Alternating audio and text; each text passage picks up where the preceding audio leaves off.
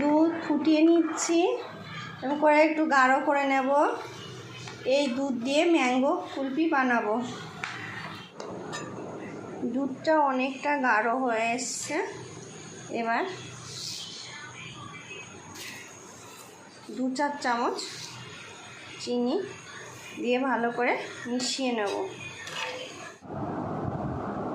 একটু ঠান্ডা হয়েছে, তখন আমের পাল্প দিয়ে মিশিয়ে নেব হালকা হালকা করে।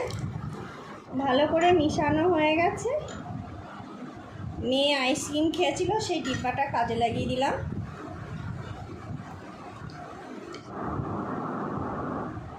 কাজু বাদাম পেস্তা দিয়ে দিলাম।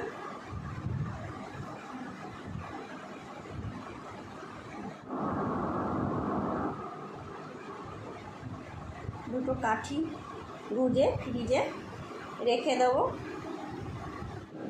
কি দারুণ হয়েছে!